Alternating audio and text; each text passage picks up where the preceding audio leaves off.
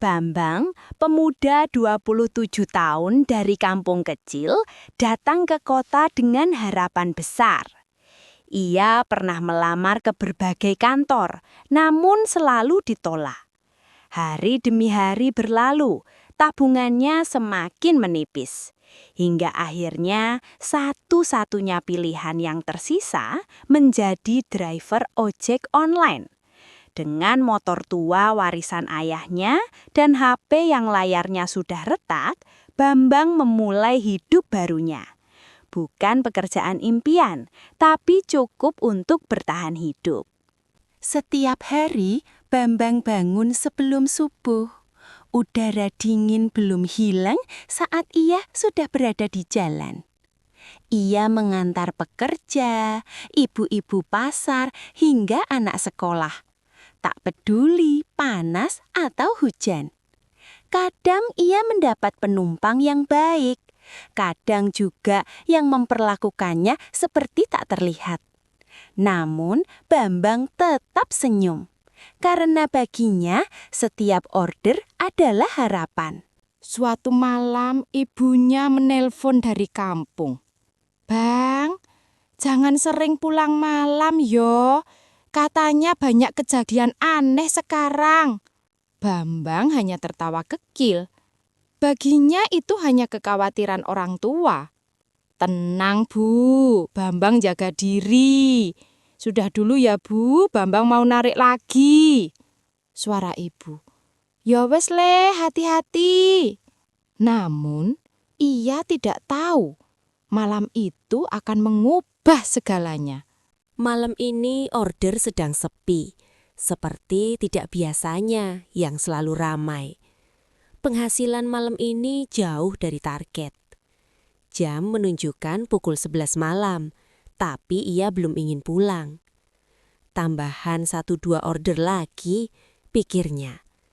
Tanpa sadar, waktu terus berjalan, hingga melewati pukul 1 dini hari.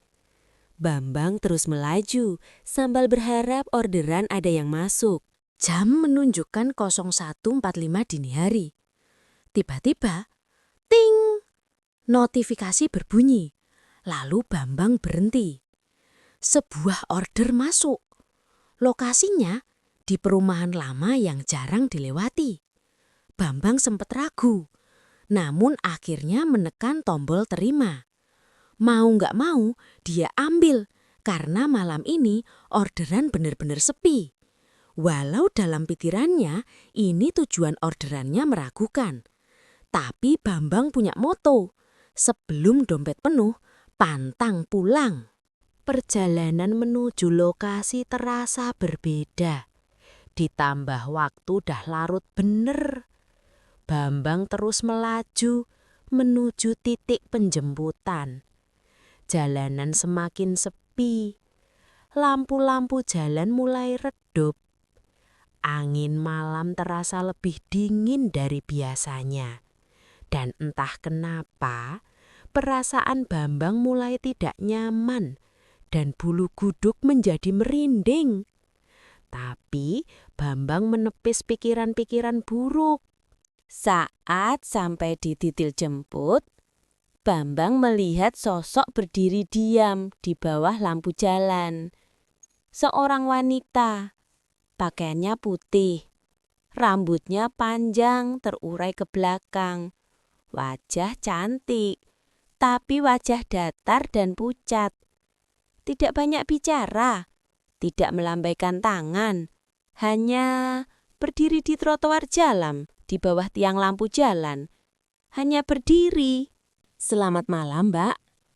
Wanita itu menjawab malam dengan nada yang berat dan lirih. Dan wanita itu langsung naik. Singkat jawabannya, hanya senyum tipis dan mengangguk pelan. Sepanjang jalan, tidak ada suara selain mesin motor dan desisan angin malam. Bambang melihat ke kaca spion. Wanita itu duduk diam, terlalu diam. Pas beberapa kali Bambang lihat spion, mbaknya melihat. Akhirnya mata ketemu mata di spion. Mbaknya hanya senyum tipis. Dalam hati Bambang, cantik, tapi kok pucat. Tiba-tiba udara menjadi sangat dingin. Padahal Bambang tidak melewati daerah pegunungan. Tangannya mulai gemetar. Napasnya terasa berat. Dan satu hal yang membuatnya takut, ia tidak merasakan beban di jok belakang. Motor terus melaju dalam suasana malam yang dingin. Aplikasi menunjukkan tujuan makin dekat. Akhirnya sampai sebuah rumah tua. Di ujung perumahan, remang-remang ada di sisi kanan yang begitu gelap dan sepi banget. Tidak ada tanda kehidupan, hanya ada suara jangkrik dan hembusan angin malam. Begitu sunyi. Berhenti di sini saja. Suara itu terdengar pelan, tepat di telinganya. Lalu wanita turun dan membayar tanpa banyak bicara lagi, dan langsung masuk arah rumah tua tersebut. Penglihatan Bambang, rumah tersebut ada penerang lampu teras dan cahaya lampu remang-remang. Dan Bambang terus memperhatikan wanita tersebut hingga masuk garasi, rumah dan hilang di remang-remangnya di kegelapan malam. Hilang dalam kegelapan remang-remang. Bambang heran hingga matanya dikucek-kucek dan bulu tangannya podo merinding. Kosong, tidak ada siapa-siapa. Padahal ia yakin tadi wanita tersebut jalan menuju pintu rumah tersebut dan jarak ke pintu masih jauh. Dan Bambang langsung balik kanan dan langsung gas. Serem. Sambil gas motor Bambang ngeliat HP. Order selesai. Namun pas Bambang lihat, matane ngeliat HP nih, dia terkejut.